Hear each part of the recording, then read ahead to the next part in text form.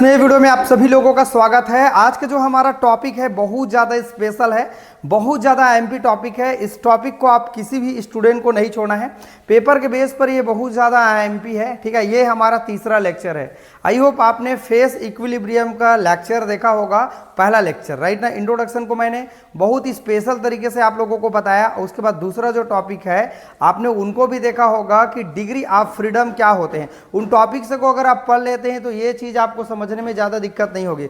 वैसे तो ये हमारे पास जो ये टॉपिक है थोड़ा सा आप लोगों को लग सकता है अलग तरीके से, लेकिन मैं जिस तरीके से आप लोगों को बताऊंगा और अगर आप नोट्स बना रहे होंगे और इनको पढ़ रहे होंगे तो आप लोगों को परेशान नहीं होना है, राइट ना। तो आज का जो हमारा टॉपिक है वाटर सिस्टम के लिए हम काम करेंगे। आज का टॉपिक स्पेशल है, इनको पूरा देखना दोस्तों, है ना। ये बीएससी 4th सेमेस्टर के लेक्चर है, राइट ना। चैप्टर कौन सा है बताओ? 7वां चैप्टर है। इसके बाद एक ही चैप्टर और बचेगा, फिर हमारा कंप्लीट हो जाएगा, राइट ना। देखो ये जो हमारे पास ग्राफ बना हुआ है इनको मैं डिटेल से समझाऊंगा। किताब में देखेंगे ना आप ऐसे मुंडी पकड़ लेंगे, राइट ना, समझ में नहीं आएगा ये क्या हो रहा है कैसे हो रहा है। लेकिन एक बार मेरा वीडियो देखने के बाद आप किताब पढ़ना, आपको 100% समझ में आएगा। आप एकदम गारंटी है कि आप समझ पाएंगे। देखो इस तंत्र का एक घटक होता है भाई, ये जो हमारा वाटर सिस्टम है, जैसे जैसे मैं बताते जाऊंगा वैसे वैसे आपको समझते जाना है और कुछ भी नहीं करना है, राइट ना। और ये आरेख को बना करके इसके पूरे जल तंत्र का प्रावस्था आरेख है ये, है ना। तो उनको पूरा हम समझाएंगे। ये जो आपको डायग्राम दिख रहा है, फिगर दिख रहा है, इनमें पूरे हर चीज को मैं एक एक को आपको बताऊंगा ताकि आप क्लियर समझ पाएंगे। देखो इस तंत्र का एक ही कंपोनेंट होता है, वन कंपोनेंट होता है। क्यों? क्योंकि इसमें केवल एक ही अवयव होता है, चाहे बर्फ हो, चाहे पानी हो, चाहे वेपर हो। उनका फार्मूला तो होता है H2O होता है, तथा 3 प्रवस्थाएं होती है। आप सब जानते हैं, बर्फ, जल और जल वाष्प। आप यहां लिखेंगे बर्फ, लिखेंगे इक्विलिब्रियम का निशान लगाएंगे, पानी लिखेंगे, है ना, इक्विलिब्रियम का निशान लगाएंगे, जल लिखेंगे, एक ही बात है, और इक्विलिब्रियम का निशान लगाएंगे, फिर क्या लिखेंगे आप? वाष्प लिखेंगे, ठीक है। तो ये हमारा सॉलिड फॉर्म होता है, ये लिक्विड फॉर्म होता है, और ये हमारा क्या फॉर्म होता है? गैस फॉर्म होता है। ये बातें सभी को पता है, राइट। साथ में आप लोग देखेंगे कि फेज रूल में कैसे कैसे हम इनको अप्लाई करेंगे, ये भी आपको देखने के लिए आज के वीडियो में मिलेंगे। देखो मैंने 3 बिंदु यहां पर नोटिस किया है, पहला, दूसरा और एक तीसरा। यदि तंत्र में 3 प्रवस्था है, मान लो हमारे पास जो सिस्टम है उनमें 3 कंडीशन है, 3 प्रवस्था है। क्या क्या प्रवस्था? अगर बर्फ भी है, यहां आप डायग्राम में देखें थोड़ा से, अगर बर्फ है और दूसरा जल भी है, तो यहां पर आप देख पा रहे हैं वाटर है, और जल वाष्प अर्थात वेपर है, यहां देख सकते हैं गैस वाला। ये वाला पूरा एरिया हमारा आइस का एरिया है, और ये वाला पूरा एरिया हमारा वाटर का एरिया है, और इधर का जो एरिया है वो हमारा वेपर का एरिया है। तो इनके बीच में अगर साम्य स्थापित होता है तो इनकी स्वतंत्रता की जो कोटि होगी, फ्रीडम की जो कोटि होगी, वो क्या होगी? शून्य होगी। कैसे होगी देखेंगे हम लोग।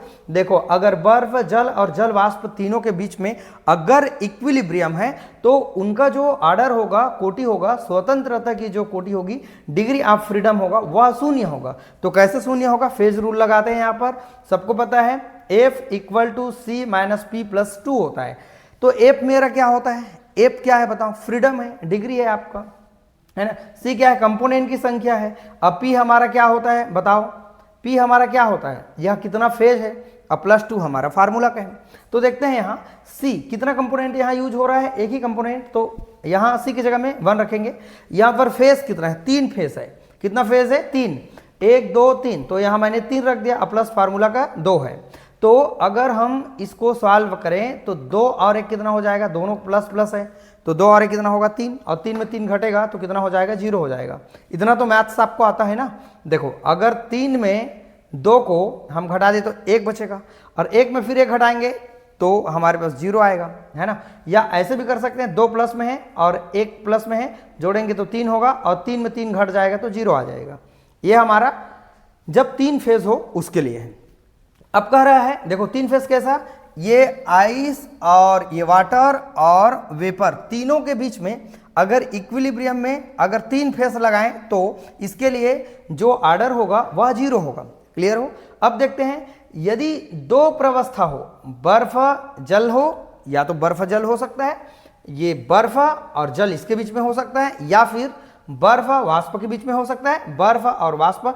एक और है हमारे पास, किसके किसके बीच में हो सकता है, वाटर और वाष्प के बीच में भी हो सकता है। तो यहां मैंने दो चीजों को लिखा है, बर्फ जल, इसके बीच में अगर इक्विलिब्रियम हो, या फिर बर्फ और वाष्प के बीच में अगर इक्विलिब्रियम हो तो स्वतंत्रता की जो कोटि होगी वह एक होगी, है ना, तथा एक चर तंत्र कहलाते हैं। क्या कहलाएगा, एक चर तंत्र कहलाएगा। अगर मेरे पास यहां मैं लिख देता हूं बर्फ और ये इक्विलिब्रियम, और यहां लिख देता हूं मैं जल, अगर इस दोनों के बीच में अगर साम्य स्थापित होता है तो इसका जो कोटि होगा वह 1 होगा। कैसे देखते हैं, ए फार्मूला तो सेम है, यहाँ कंपोनेंट हम कितना यूज कर रहे हैं 1, तो यहाँ 1 रखेंगे। फेस कितना यूज कर रहे हैं, वहाँ 3 यूज कर रहे थे, यहाँ 2, 1 और 2, 2 ही के बीच में हम चेक कर रहे हैं, तो यहाँ 2 लिखेंगे। अब +2 का फार्मूला 2 है, तो 2 में 2 घट जाएगा, प्लस माइनस है, 1 प्लस 1 माइनस है, तो 1 ही बचेगा। तो यहाँ कौन सा, यहाँ इनका कोटि होगा 1 होगा, राइट ना। एक और देखते हैं, अगर प्रवस्थाओं की संख्या घटकर अगर 1 रह जाए, मान लो जो हमारे पास फेज है अगर घट करके 1 हो जाए तो स्वतंत्रता की जो कोटि होगी वह 2 हो जाएगी। फार्मूला हमारा सेम है, तो यहाँ कंपोनेंट एक ही यूज कर रहे हैं, लेकिन फेज इसमें कितना फेज है, 1 फेज कर रहे हैं। अगर हम 1 फेज लें यहाँ पर, और ये प्लस फार्मूला का हमारा 2 है, तो देखो इनको सॉल्व करेंगे तो ये कितना हो जाएगा बताओ जरा। देखो यहाँ पर 2 है प्लस में, और यहाँ पर प्लस में कितना है, 1 है। 2 और 1 कितना हो जाएगा, 3 हो जाएगा, और 3 में 1 को हटा देंगे, कितना हो जाएगा हमारे पास, 2 हो जाएगा। इतना तो मैथ से सभी लोगों को बनाना आता होगा, कोई कठिन नहीं है ये चीज़ें, राइट ना। तो यहाँ पर मैंने सिर्फ क्या चीज़ यूज किया है, फार्मूला तीनों में सेम है। अगर मैं कंपोनेंट एक इसमें भी लिया, इसमें भी एक लिया, इसमें भी एक लिया, चाहे मैं बर्फ लिखूं, चाहे वाटर लिखूं, चाहे वेपर लिखूं, तीनों में हमारा जो फार्मूला बनेगा वह H2O बनेगा, राइट ना। तो यहाँ पर इसमें कोई चेंज नहीं होगा, लेकिन फेज में अलग अलग, यहाँ 3 लिखने का क्या है, यहाँ 3 फेज होगा। ये देखो 1 2 3, बर्फ जल और वाष्प तीनों के बीच में अगर इक्विलिब्रियम हो तो हम यहाँ 3 यूज करेंगे, फार्मूला से में लगाएंगे 0 आ जाएगा। फेज अगर हमारे पास 2 हो, है ना, अगर हमारे पास जो फेज है वो कितना है, 2 हो, किसका किसके बीच में, या तो बर्फ जल के बीच में, या जल या वाष्प के बीच में, ऐसा इस तरीके से, है ना। तो यहाँ पर 2 हो जाएगा, तो वैल्यू रखेंगे तो 1 आएगा यहाँ पर। अगर फेज हमारा 1 हो, अगर फेज हमारा 1 हो तो कितना आ जाएगा हमारे पास, ऑर्डर 2 आ जाएगा।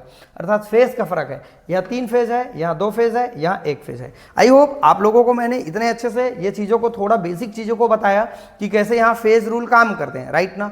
अब दोस्तों हम लोग समझेंगे इसके लिए पूरे परावस्था आरेख को भी हम समझेंगे, कौन कौन चीज़ें हैं, ये सारी चीज़ को मैं डिटेल करके बताऊंगा। आप बहुत ध्यान से पढ़ते जाइएगा। सबसे पहले आप सब लोग स्क्रीनशॉट ले लो, राइट ना। तो आप सब ने स्क्रीनशॉट ले लिया, काफ़ी स्पेशल टॉपिक है ये। देखो ये वाला जो हमारा थ्योरी का पार्ट है, छोटा छोटा मैंने आपको बता के दिया है, पॉइंट में 1 2 3 पॉइंट में फेज रूल लगा के दिया है ना। समझने की जब कोशिश करेंगे तो काफ़ी अच्छा लगेगा, राइट ना। यहाँ फेज कितना है हमारे पास, 3 फेज है, यहाँ कितना फेज है, 2 फेज है, यहाँ कितना फेज है, 1। अब बाकी इसका जो ऑर्डर निकल रहा है 0 1, और ये कितना निकलेगा, 2 निकलेगा, राइट ना। अब ये जो डायग्राम है उनको हम पूरा समझेंगे आरेख के साथ में, ठीक है। तो चलिए स्टूडेंट्स, अब हम लोग समझते हैं कि इनके अंतर्गत पूरे आरेख को कैसे हम लोग एक्सप्लेन करेंगे, और पेपर के बेस पर कौन सी चीज़ों को हमको याद करना है। यही सब चीज़ है, जितना आपको पेपर में लिखने हैं वही चीज़ को हम कवर करेंगे, और जिसको आप नहीं लिख पाएंगे उसको लिखवाने का कोई ज़रूरत नहीं, क्योंकि हमारे पास उतना वक्त भी नहीं रहेगा पेपर में कि हम सारे चीज़ को एक एक चीज़ को लिख पाएंगे। तो जो एग्जाम के बेस पर IMP है दोस्तों, वही चीज़ों को हम लोग कवर करेंगे। चलिए स्टूडेंट, पूरे आरेख को हम लोग समझते हैं। चलिए स्टूडेंट, अब हम लोग परावस्था आरेख को समझते हैं। आखिरकार हमारे पास जो फेस डायग्राम होते हैं वो क्या चीज होते हैं उनको समझते हैं। बहुत इजी तरीके से मैं आपको समझाऊंगा, और इनको आप एकदम सरलता से पेपर में लिख सकते हैं। देखो ये डायग्राम आपको पूरा समझ आएगा, मैं यहां से आपको एक एक चीज को बताऊंगा। देखो इसमें 3 वक्र बनते हैं। क्या क्या वक्र बन रहे हैं देखते हैं जरा। OA चेक करें, O और हमारा A कहाँ है बताओ जरा, O और A ये वाला हो गया, और कह रहा है OB, तो O हो गया, और B हमारा कहाँ है, ये वाला OB हो गया, और क्या कह रहा है OC कह रहे हैं, तो O और C। समझ में आया सबको, 3 वक्र बनेगा। OA ये क्या कहलाएगा, वेपर प्रेशर वाला कर्व कहलाएगा, ये वाला, और OB कह रहा है ये वाला, देखो ये हमारा सब्लिमेशन कर्व कहलाएगा, और O और जो C कह रहा है ना वो हमारा मेल्टिंग पॉइंट कर्व कहलाएगा। ये 3 तरह के चीज हमको देखने के लिए मिल रहा है। अब 3 एरिया आपको भी देखने के लिए मिलेगा यहाँ, जो बिंदु O पर मिलते हैं। अब देखो ये तीनों के तीनों, ये A है, ये बी है और ये क्या है, सी है। तीन हमारे पास अलग अलग एरिया है और तीनों कहाँ पर मिल रहे हैं, ओ पर मिल रहे हैं। एकदम इजी है, देखो ओ ए ओ बी, ओ और ए क्या है, सी। तीन हमको वक्र मिलेगा। अभी पूरा ये चीज डिटेल करूंगा मैं, एकदम सिंपल है, देखना तो देख के डरना नहीं है, एकदम इजी है, बस विश्वास करें, आप पढ़ते जाएंगे। अब ये तीनों कहाँ मिलेंगे, ओ पर मिलते हैं, कह रहे हैं संपूर्ण चित्र को तीन एरिया में बांटेंगे, तीन एरिया में बांटेंगे, ओ ए सी। देखो तो ओ ए सी, ये किसका एरिया है बताओ, ये वाला एरिया किसका एरिया है बताओ, ये वाटर का एरिया है, ठीक है। और क्या है, ओ ए बी, देखेंगे ओ ए और बी, ये किसका एरिया है बताओ, ये हमारा वेपर का एरिया है, वेपर मतलब वाष्प का एरिया है। लास्ट क्या है हमारे पास, बी ओ सी, देखेंगे बी ओ और ये क्या है, सी, ये किसका एरिया है, आइस का। इतना बातें तो समझ में आता है। देखो ओ ए है ना, ओ ए और क्या कर रहा है, सी कह रहा है, ओ ए सी, ये किसका एरिया, वाटर का एरिया है। एक एरिया हमको मिल गया। दूसरा एरिया क्या है, ओ ए बी, ये किसका एरिया है, वेपर का एरिया। एक और बच गया, ओ सी बी, या बोलेंगे ओ बी सी बोल सकते हैं, कोई दिक्कत नहीं, या बी ओ सी बोल सकते हैं, एक ही बात है, बी ओ सी बोल सकते हैं। तो ये तीन अलग अलग एरिया, ये आइस के एरिया हो गया और ये हमारा वेपर के एरिया हो गया और ये हमारा वाटर के एरिया हो गया। इतना चीज आप लोगों को क्लियर हो गया। अब मैं समझाने की कोशिश करूंगा आपको, ओ और ए जो वक्र बन रहा है, जो कर्व बन रहा है, उसको मैं आपको समझाता हूं, ध्यान दीजिएगा। यह विभिन्न तापमान पर, अच्छा सबसे पहले मैं ये बताना भूल गया था, देखो ये वाला जो एरिया है यह टेम्परेचर का है, ये वाला जो भाग है, ये वाला जो भाग है वह ताप का एरिया है, ये टेम्परेचर को बता रहे हैं। अर्थात ये जैसे जैसे टेम्परेचर बढ़ते जाएगा, जैसे 374 तक बढ़ा है, जीरो से जाते जाते जाते जाते ये 0.0098 सेल्सियस है और फिर यहाँ पर टेम्परेचर बढ़ रहा है 374 तक, राइट ना। और इधर बढ़ रहा है स्टूडेंट, प्रेशर बढ़ रहा है, इसको बताना ही भूल गया था इधर को बताने के चक्कर में, ठीक है। तो यहाँ का जो किसके किसके बीच में ग्राफ खींच रहे हैं, यहाँ पर ये हमारा टेम्परेचर है और ये हमारा प्रेशर है। ये प्रेशर है 4.58 mm मान लो और 1.0 एटमोस्फेयर है और ये 218 एटमोस्फेयर है। एटमोस्फेयर मतलब वायुमंडलीय दाब होता है। और यहाँ टेम्परेचर कितना है, 374 टेम्परेचर। तो टेम्परेचर और प्रेशर के बीच में हम ग्राफ खींच रहे हैं। देखेंगे हम यहाँ पर 218 पे जैसे जैसे, देखो यहाँ भी चेक करना है और इधर भी चेक करना है। जैसे जैसे हमारे पास प्रेशर बढ़ते जाएगा, नीचे से ऊपर की ओर प्रेशर बढ़ते जा रहा है और इधर से टेम्परेचर बढ़ते जा रहा है, तो हमारा जो बर्फ है, जैसे ही बच्चों बर्फ पर आप टेम्परेचर लगाएंगे तो जैसे जैसे आप टेम्परेचर देते जाएंगे तो वो वाटर में कन्वर्ट होगा और इसके ऊपर और मैं टेम्परेचर लगाऊंगा तो ये क्या में कन्वर्ट हो जाएगा मेरे पास, वेपर में। ये तो नॉर्मल चीज है ना, जैसे बर्फ है फ्रिज से आप निकाल के टेम्परेचर पर रखेंगे, है ना, तो होगा क्या, वो लिक्विड में कन्वर्ट होगा, राइट ना। फिर उसके बाद धीरे धीरे धीरे धीरे उनको और टेम्परेचर बढ़ाएंगे तो वाष्प के रूप में उड़ने लगेगा। तो यही चीज बता रहे हैं यहाँ पर कि ये आइस वाला जो एरिया है उस पर टेम्परेचर बढ़ाएंगे तो वाटर में कन्वर्ट होगा, वाटर पर जब टेम्परेचर बढ़ाएंगे तो हमारा वेपर के कंडीशन में आ जाएगा। यही चीज है, बहुत ईजी है, आप समझेंगे, एक एक चीज को देखते हैं। यह विभिन्न तापमान पर जल और जल वाष्प, है ना, के साम्य को दर्शाता है। जो हमारा पहला वक्र है O और A, देखते हैं O और A कहाँ है बताओ, O और ये, इसका मैं बात कर रहा हूं, इसका मैं बात कर रहा हूं। इस पर क्या हो रहा है बोल रहे हैं, ये विभिन्न तापमान पर जल और जल वाष्प, यहां है हमारे पास जल और इधर है हमारे पास वाष्प, जल वाष्प के साम्य को दर्शाता है। तो यहां आप लिख लीजिएगा, यहां ये देखो मैंने लिखा है जल और जल वाष्प के वक्र को क्या करता है, दर्शाता है। क्लियर हो। अब देखते हैं, इस वक्र को वाष्प दाब वक्र कहते हैं। यहां देखो, यहां मैंने लिखा है वेपर प्रेशर कर्व, इसको जो वक्र बन रहा है उसको हम कहेंगे वेपर प्रेशर कर्व के नाम से हम लोग जानेंगे, राइट ना। अब स्टूडेंट थोड़ा यहां भी और आगे समझते हैं, ताप को स्थिर करने पर वाष्प दाब भी स्वतः स्थिर हो जाएगा। हाँ भाई बिल्कुल होगा, क्योंकि अगर ये सारा चीज डिपेंड कर रहा है टेम्परेचर के ऊपर। अगर मान लो मैं टेम्परेचर को स्टेबल कर दूंगा, अर्थात मैं फिक्स कर दूंगा, उनको चेंज नहीं करूंगा तो नो डाउट उनका जो प्रेशर है वो भी धीरे धीरे क्या होने लगेगा, स्टेबल हो जाएगा, अर्थात रुक जाएगा, राइट ना। जैसे जैसे आप टेम्परेचर बढ़ाने लगोगे, यहाँ पर मान लीजिए मेरे पास एक डायग्राम मैं बनाता हूँ, मान लीजिए यहाँ पर वाटर है, ठीक है भाई। अब यहाँ पर मैं इसको क्या कर रहा हूँ, हीट कर रहा हूँ, दिखाई दे रहा है क्या? हाँ दिखाई देगा। अगर मान लो मैं इसको हीट कर रहा हूँ तो नो डाउट इससे वेपर ज़्यादा निकलने लगेगा। जैसे जैसे हम यहाँ पर टेम्परेचर बढ़ाएंगे इस सिस्टम पर तो वाष्प ज़्यादा निकलने लगेगा, लेकिन जैसे जैसे मैं टेम्परेचर को कम करूँगा तो नो डाउट इनका वेपर भी धीरे धीरे क्या हो जाएगा, कम हो जाएगा। वही चीज़ कह रहा है। अब देखते हैं वाष्प दाब भी ऑटोमेटिकली स्टेबल हो जाएगा कह रहा है। तो स्वतंत्रता की कोटि 1 होगी। फार्मूला लगाएंगे, वही फार्मूला C माइनस P+2 लगाएंगे। C का मान 1 है, कंपोनेंट एक ही है। और यहाँ प्रेशर, यहाँ पर जो फेस है वो 2 फेस है। कैसे 2 फेस काम कर रहा है, जल और जल वाष्प के बीच में साम्य अवस्था हो रहा है।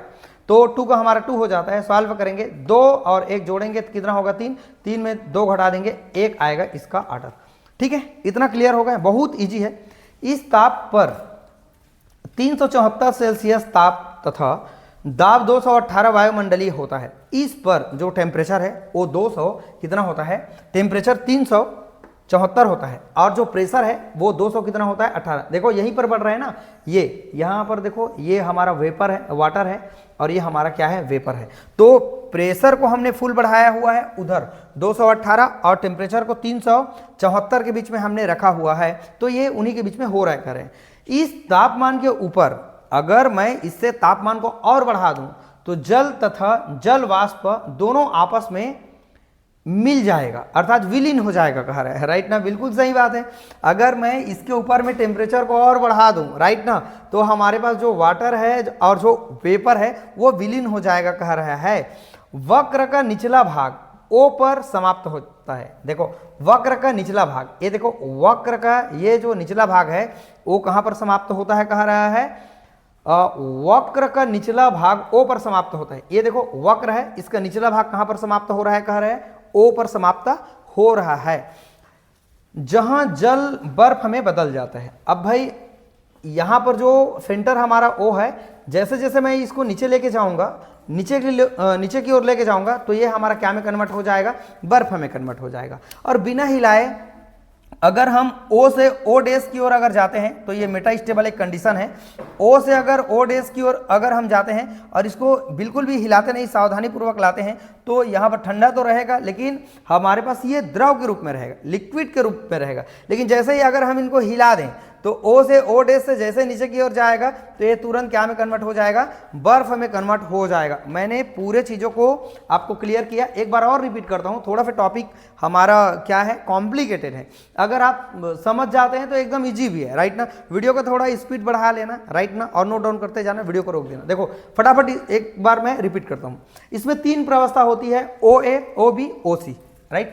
तथा ये कहां पर मिलते हैं, O पर मिलते हैं। इस चित्र को हम 3 एरिया में हम डिवाइड करे हैं।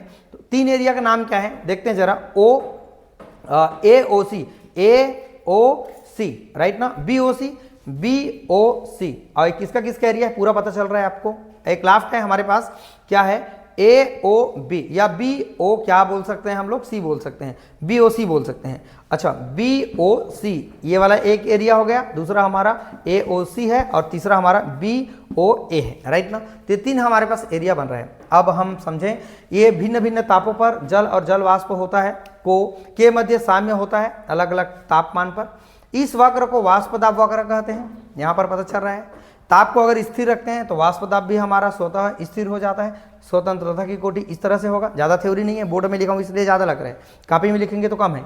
इस तापमान पर, इस पर जो टेम्परेचर होता है वो 374 होता है, और वायुमंडलीय जो प्रेशर होता है वो 218 होता है, ठीक है। और इस टेम्परेचर के ऊपर अगर हम जाते हैं तो जल और वाष्प दोनों एक दूसरे के पास में आकर के विलीन हो जाते हैं। वक्र का निचला भाग अगर देखें तो वक्र का निचला भाग O होता है, और O से जब नीचे की ओर जाने लगते हैं तो यहाँ पर ये बर्फ में बदल जाते हैं। अर्थात जब O और O डैश की ओर जब चलते हैं, थोड़ा फिर इनको बिना हिलाए अगर रखे हैं और बिना हिलाए डुलाए सावधानी पूर्वक अगर हम O से नीचे की ओर जाते हैं तो ये लिक्विड के फॉर्म में रहता है। लेकिन जैसे ही हम लोग हिला डालेंगे इसको, है ना, तो ये क्या में कन्वर्ट हो जाता है, बर्फ में कन्वर्ट हो जाता है। आई होप दोस्तों आपको पूरा समझ आया होगा, स्क्रीनशॉट ले लो। तो चलो आप सब ने सबसे पहले वक्र ओ और ए को समझा। अब हम दूसरा वक्र को समझेंगे। ये दूसरा वक्र का नाम क्या है? ओ और बी है। तो इसी डायग्राम से पूरा क्लियर होगा। तो दोस्तों आप इनको बहुत ध्यान से देखना, समझना, बहुत क्लियर हो रहा है ये टॉपिक, आप लोगों को 100% समझ में आएगा। चलिए आगे बढ़ते हैं। चलिए स्टूडेंट, अब हम लोग वक्र ओ बी को समझते हैं, उसके बाद वक्र ओ सी को भी हम लोग समझेंगे। बहुत इजी है, देखना। यह हमारे पास जो सब्लिमेशन कर्व होता है, ये जो हमारे पास वक्र होता है, एक कैसा वक्र होगा? सब्लिमेशन। आप देखेंगे सब्लिमेशन यहां पर लिखा हुआ है, सब्लिमेशन वक्र होता है। इस वक्र के ऊपर बर्फ बनने लगते हैं। अगर इस वक्र से अगर और ऊपर जाएगा तो ये क्या बनने लगेगा? बर्फ बनने लगेगा। तथा नीचे अगर जाएगा तो वो क्या बनने लगेगा? वाष्प होता है। ठीक है, अर्थात हम समझ पाएंगे ठोस यहाँ पर बर्फ है और यहाँ पर जल वाष्प है, ये दोनों के बीच में क्या हो रहा है? यहाँ पर साम्य अवस्था है, इक्विलिब्रियम को बता रहा है। तो स्वतंत्रता की कोटि क्या होगी? एक होगी। क्या होगी? एक होगी। जैसे यहाँ पर देखो, इसी से हम बता सकते हैं ए बराबर, ये फार्मूला है, ए बराबर कंपोनेंट कितना है? एक है, क्योंकि वाटर का फार्मूला H2O है। लेकिन फेस कितना यूज कर रहे हैं? 2। बर्फ और जल वाष्प यूज कर रहे हैं, तो यहाँ पर फेस की जगह में 2 लिखेंगे और प्लस में कितना लिखेंगे? फार्मूला का 2 है, तो 2 में 1 जोड़ेंगे 3 होगा और 3 में 2 घटा देंगे तो 1 ही आएगा। यही सेम टू सेम हम यहाँ लिख सकते हैं, सेम है। वक्र का निचला भाग बी पर समाप्त होता है। अब देखो वक्र का निचला भाग बी पर समाप्त होता है। ये देखो वक्र का ये निचला भाग जो है वह कहाँ पर समाप्त हो रहा है? बी पर समाप्त हो रहा है, और नीचे जाएगा तो ये बर्फ में कन्वर्ट हो जाएगा, राइट ना। आगे देखते हैं, इस बिंदु पर केवल बर्फ रहता है। सही बात है, इस बिंदु पर ये पूरा एरिया हमारा आइस का एरिया होता है, ये पूरा हमारा बर्फ का एरिया होता है। ये बात समझ आ गया। तो ये 2-3 लाइन आप लोगों को वक्र ओ बी के बारे में लिख देना है। अब देखते हैं वक्र ओ और सी के बारे में भी समझते हैं। इसे बर्फ का गलनांक वक्र कहते हैं बिल्कुल, इसे बर्फ का गलनांक वक्र कहते हैं। यहां देखो मेल्टिंग पॉइंट, आप समझ पाएंगे, ओ और सी की बात करें इसको, तो ये मेल्टिंग पॉइंट वाला हमारा वक्र कहलाएगा, बर्फ का मेल्टिंग पॉइंट कहलाएगा, है ना। अथवा जल का हिमांक वक्र भी कह सकते हैं। यह वक्र बर्फ तथा जल के बीच साम्य में स्थापित होता है। यहां लिखेंगे बर्फ और किसके बीच में? बर्फ और किसके बीच में कह रहा है? जल के बीच में, बर्फ और जल के बीच में साम्य स्थापित हो रहा है स्टूडेंट्स। जैसे कि आप देख पाएंगे इधर हमारा आइस का एरिया है और इधर हमारा वाटर का एरिया है, तो दोनों के मध्य क्या होगा? यह वक्र बर्फ तथा जल के बीच साम्य स्थापित होता है। इस वक्र पर स्वतंत्रता की कोटि कितना होगा? 1 होगा। क्लियर है? जैसे कि आप यहां समझे, पूरा डायग्राम पर डिपेंड है। एक ही चीज ध्यान रखना, अगर आप ये डायग्राम समझ गए तो इफ डायग्राम के बेस पर सारे चीजों को आप कवर कर सकते हैं। ये तो लिखने का एक तरीका है, और अगर ये चीज समझ पाते हैं तो आप सारे चीज को डिटेल कर सकते हैं। तो स्टूडेंट, मैंने तीनों वक्र को आपको बताया। अब हम त्रियक बिंदु को समझते हैं, और इसके एरिया जो क्षेत्रफल है उनको भी मैं थोड़ा थोड़ा करके समझा देता हूं, उनको भी आप पेपर में लिख लीजिएगा। ये ज़्यादा से ज़्यादा 2 या 3 पेज में कवर हो जाएगा। पूरा डायग्राम 1 पेज में आपका आ जाएगा। अच्छा बड़ा सा डायग्राम बनाना, ताकि देखने वाला को पूरा क्लियर समझ में आएगा। ठीक है स्टूडेंट्स, तो ये सारे चीज़ डायग्राम जैसे मैंने बनाया है, देखने में लगता है थोड़ा सा, लेकिन जब आप इस पर भिड़ जाएंगे और कोशिश करेंगे बनाने के, तो 100% आप लोगों का ये टॉपिक कवर हो जाएगा। ठीक है, तो ये टेम्परेचर, अलग अलग टेम्परेचर पर ये कर्व बन रहा है, आप लोग थोड़ा ध्यान दीजिएगा। बहुत ईजी है, मैं बार बार वही चीज़ें आपको बोल रहा हूँ, बता रहा हूँ, कवर कर लेंगे। स्क्रीनशॉट पहले ले लो, राइट। फिर आप बोलेंगे स्क्रीनशॉट नहीं ले पाए सर, नोट्स तो यही है, बढ़िया नोट्स है, काट फिट करके जबरदस्त तरीके से मैं बता रहा हूँ। चलिए स्टूडेंट, इनके और पार्ट को समझते हैं।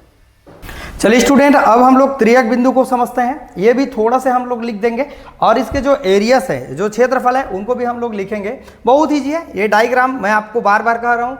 अगर इस डायग्राम को आप कवर कर लेते हैं, याद कर लेते हैं, समझ लेते हैं, और समझ के जब पेपर दिलाने जाते हैं तो इसी सब चीज को यहाँ लिखा गया है। जैसे यहाँ देखो, त्रियक बिंदु के अंतर्गत क्या लिखा है? यह वह बिंदु होता है जिस पर 3 वक्र होते हैं। ओ ए सब लोग जानते हैं, ओ और ए, ओ बी, ओ और बी, और कह रहे हैं ओ सी मिलते हैं, तीनों एक दूसरे पर मिलते हैं, इसीलिए नाम पड़ गए त्रियक बिंदु, क्योंकि 3 बिंदु यहाँ पर मिल रहा है। ये देखो, बी मिल रहा है, सी मिल रहा है, ए मिल रहा है, तीनों के तीनों एक जगह सेंटर पे आके मिल रहा है। और इस पर टेम्परेचर कितना होता है? देखो जरा, बिंदु पर टेम्परेचर कितना होता है? 0.0098। यहाँ देखते हैं, ये हमारा टेम्परेचर है जहाँ पर तीनों मिल रहे हैं। ये हमारा सेंटर पॉइंट होगा, तथा इनका जो प्रेशर होगा वो कितना होगा 4.58 mm होता है। तो इसके बीच में ये वाला हमारा जो ग्राफ बता रहा है यहाँ पर और यहाँ पर, ये हमारा सेंटर बिंदु है जहाँ पर C, A और B मिल रहा है, तो इसीलिए इसका नाम पड़ गया त्रियक बिंदु कह रहे हैं। यहाँ पर टेम्परेचर कितना है और प्रेशर कितना है उसी को लिखा गया है। अतः स्वतंत्रता की जो कोटि होगी वह क्या होगी, शून्य होगी। जैसे कि मैंने आपको शुरू में बताया था, जब तीनों एक साथ इक्विलिब्रियम में होंगे, बर्फ, जल और जल वाष्प, शुरू में मैंने बताया था, तो तीनों प्रवस्था के लिए अगर हम चेक करेंगे, 3 प्रवस्था अगर होगा तो वहां पर जो ऑर्डर निकलेगा वो हमारा क्या निकलेगा, शून्य निकलेगा। जैसे कि मैंने आपको शुरू में बताया था एरिया से, यहां पर एरिया हम ज्ञात करें तो हमारा क्षेत्रफल क्या हो जाएगा, प्रावस्था आरेख में 3 क्षेत्र होता है, AOC, AOC, दूसरा क्या है हमारे पास AOB, AOB, और तीसरा क्या है हमारे पास BOC, BOC। ये अलग अलग एरिया है, एक एरिया वाटर का है, ये वाला एरिया वेपर का है और ये वाला आइस का है। तो इस एरिया का नाम क्रमशः क्या है, इस AOC का एरिया का नाम देखो जल है, AOC देखो AOC, AOC ये हमारा वाटर का एरिया कह रहा है। वाष्प का एरिया कौन है, AOB, देखते हैं AOB ये हमारा वेपर का है। BOC ये हमारा किसका एरिया है, बर्फ का एरिया है। प्रत्येक क्षेत्रफल में एक ही प्रवस्थाएं होती है, हर क्षेत्रफल में एक ही प्रवस्था होगा, या तो आइस का होगा, ये वाला एरिया पूरा आइस का है, ये वाला पूरा वाटर का है और ये वाला एरिया हमारा वेपर का एरिया है ना। इस क्षेत्रफल में स्वतंत्रता की जो कोटि होगी वह 2 होगी। तो यहाँ पर फार्मूला में हम मान लगाएंगे, फार्मूला है, कंपोनेंट तो एक ही है ना। फेस अगर हम एक ही कह रहे हैं ना कि एक एरिया में एक ही प्रवस्था होता है, ये आइस वाला एरिया में आइस का फेस होगा, वाटर के एरिया में वाटर का फेस होगा, वेपर के एरिया में वेपर का फेस होगा। तो यहाँ हम एक के लिए ज्ञात करेंगे तो यहाँ 1 होगा और +2 का फार्मूला हो गया। अब ये दोनों को जोड़ देंगे तो 2 और 1 कितना होगा 3, और 3 में 1 घटेगा तो कितना होगा 2 होगा। यही है हमारे पास पूरा इनका नोट्स भाई, बहुत अच्छा है। चलो स्क्रीनशॉट पहले सब लोग ले लो फटाफट, राइट। तो स्टूडेंट्स काफ़ी मेहनत के बाद ये हमारा नोट्स तैयार हो रहा है। देख रहे हैं आप सभी लोग कितना मेहनत लगता है वीडियो बनाने में और हर कंटेंट को एकदम सिस्टमेटिक सजाने में और बताने में। देखो वीडियो बनाना आसान है, लेकिन वीडियो को समझाना, मतलब उस पूरे टॉपिक को समझाना स्टूडेंट्स को, आप स्टूडेंट्स हैं, मान लो टीचर को समझ में आता है लेकिन बच्चे को भी समझ में आए, ये सबसे इम्पॉर्टेंट है। अगर थोड़ा भी आप मेहनत करेंगे तो मुझे लगता है ये सब के सब चीज़ 100% आप लोगों का कवर हो जाएगा। तो इस वीडियो में मैंने आपको बताया कि हमारे पास जो जल का तंत्र होता है, वाटर सिस्टम होता है, उसके लिए जो सबसे इम्पॉर्टेंट है आरेख, जो मैंने आपको बनाना सिखाया सबसे इम्पॉर्टेंट है। दोस्तों इस तरह के वीडियो को आप देखते रहें, थोड़ा स्पीड बढ़ा के देखें, 1.5 पर तो जरूर देखें और इनको अच्छे से नोट्स बनाएं। टाइम बिल्कुल भी नहीं है, टाइम से आप लोग बिल्कुल भी हट नहीं सकते। टाइम के अकॉर्डिंग काम करेंगे तो हर चीज़ अच्छा होगा। ये मैं हर वीडियो में आपको हमेशा समझाता हूँ, बताता हूँ, ताकि आप लोग गलती ना करें, राइट ना। और यही कारण होता है कि हमारा एटीकेटी आ गया, बेक आ गया सर, क्योंकि हम समय के साथ नहीं पढ़ पाते हैं। देखो ये ईयरली एग्जाम नहीं है, सेमेस्टर एग्जाम है। सेमेस्टर एग्जाम 6 महीना लगता है देखने में, लेकिन एक्चुअल में वो 6 महीना होता नहीं है। क्योंकि बताऊं, देखो आपका इंटरनल, प्रैक्टिकल, सारे चीज़ में आपका पूरा समय चला जाता है। स्टार्ट कब करते हैं पढ़ना, जब 2 या 3 महीना बचा रहता है। तो बाकी हम क्या बोलते हैं, अरे अभी अभी तो एग्जाम हुआ है, अभी से क्या पढ़ेंगे। जबकि सेमेस्टर एग्जाम में ऐसा नहीं होता है, तुरंत एग्जाम हुआ 10 दिन बाद, 8 दिन बाद क्लास लगने स्टार्ट हो जाता है, राइट ना। तो हम लोग क्या सोचते हैं, जैसे ईयरली एग्जाम दिला के आदत रहता है तो हम 1 महीना की छुट्टी मारते हैं, घूमते हैं इधर उधर, राइट ना, फिर जाके क्लास अटेंड करते। 1 महीना तो ऐसे ही चला गया, फिर इंटरनल, प्रैक्टिकल, असाइनमेंट, इसमें और चला जाता है 1 से 1.5 महीना। टाइम नहीं बचता है, 3 से 4 महीना आपके पास जो समय बचता है उसी में तैयारी करना होता है कंटिन्यू, राइट ना। चलिए दोस्तों, वीडियो अच्छा लगे तो लाइक कमेंट कर देना। चैनल में नए आया हूँ, चैनल को जाके सब्सक्राइब जरूर कर लेना, ठीक है। चलिए वीडियो को आज करने के लिए थैंक यू सो मच।